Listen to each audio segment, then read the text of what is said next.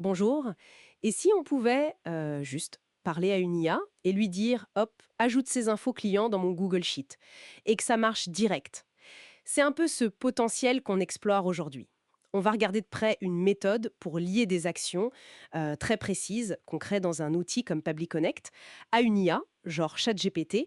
Ça passe par ce qu'ils appellent un serveur MCP, Multi-Step Call Protocol. Le but, comprendre comment ça s'articule, cette passerelle, et qu'est-ce que ça permet vraiment de faire. Notre source, c'est une démo vidéo qui illustre justement ça. Alors on décortique ensemble, histoire de voir comment ça fonctionne et ce que ça ouvre comme possibilité. Ok, alors pour commencer, un point important. Le vocabulaire change un peu. Ce que PabliConnect appelle des actions, Oui, par exemple, ajouter une ligne dans un Google Sheet client, ou pour les fournisseurs, ou même lancer une requête ChatGPT. Via ce serveur MCP, ça devient des outils. c'est exactement ça. Des outils que l'IA peut ensuite utiliser. Et la mise en place, si on se fie à la source, elle se veut assez simple. En gros, on récupère une URL, l'URL du serveur MCP depuis Public Connect. D'accord. Ensuite, on file sur le playground d'OpenAI, enfin la partie API, et là, on dit qu'on veut utiliser un outil et on sélectionne MCP Server. On colle l'URL qu'on a eu de Pabli, on donne un petit nom juste pour s'y retrouver. Genre mes outils Pabli ou quelque chose comme ça. Voilà, PBY MCP dans leur exemple, et c'est quasi fini pour l'authentification, c'est réglé sur None, parce qu'en fait, elle est déjà dans l'URL. Ça simplifie pas mal. Ah oui, pratique. Et hop, une fois connectées, les actions qu'on avait définies dans Pabli apparaissent. Elles sont là, comme des outils prêts à l'emploi pour l'IA.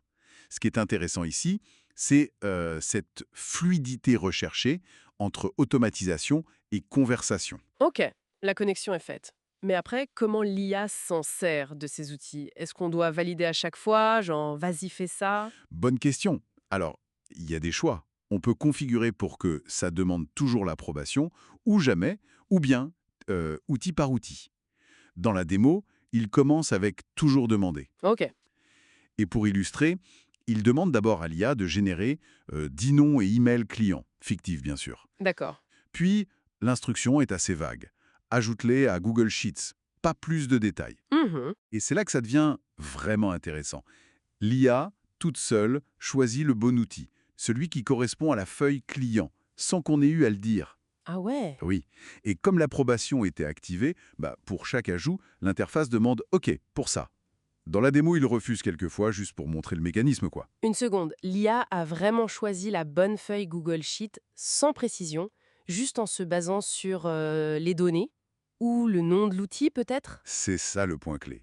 Elle se base sur le nom et la description qu'on a donnée à l'outil dans Pabli.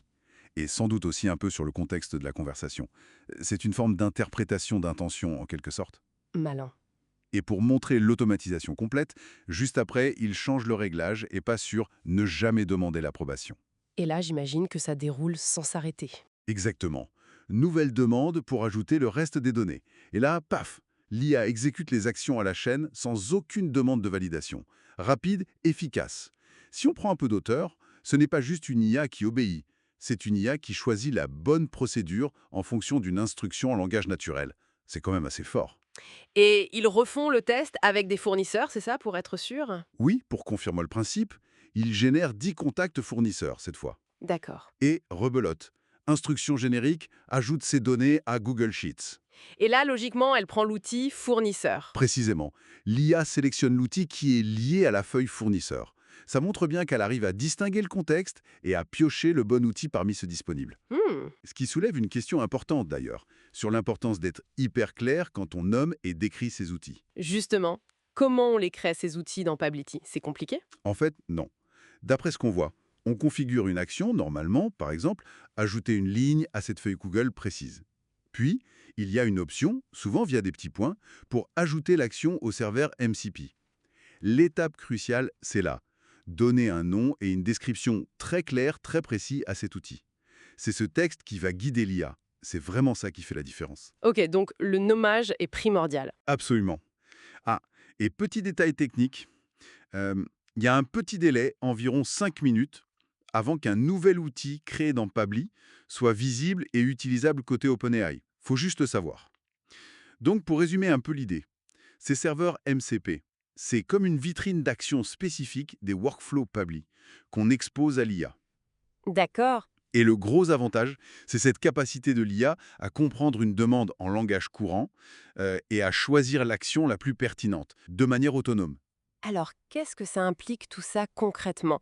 On voit se dessiner un pont plus direct entre une simple conversation avec une IA et la réalisation d'automatisation bien réelle, bien pratique. Des processus métiers qui peuvent être un peu complexes parfois deviendraient accessibles avec des commandes toutes simples. Ajoute ce client, envoie ce rapport. C'est ça, C'est un pas vers des assistants IA qui font plus qu'obéir bêtement, mais qui captent l'intention derrière la demande, dans un cadre qu'on leur a défini. tout à fait.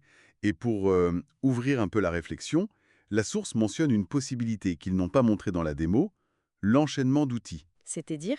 Par exemple, on pourrait demander à l'IA, vérifie la validité de ces emails et ensuite ajoute uniquement les valides à ma liste de prospects. Ah oui. L'IA utiliserait d'abord un outil de vérification d'email, puis, pour les résultats positifs, elle utiliserait l'outil d'ajout à Google Sheets. Le tout orchestré par elle. Intéressant. Donc la question qui reste un peu en suspens, c'est quelles autres automatisations, peut-être plus complexes, multi-étapes, et qui dépendent du contexte, on pourrait imaginer piloter comme ça via l'IA avec cette approche. Ça ouvre pas mal de perspectives, non?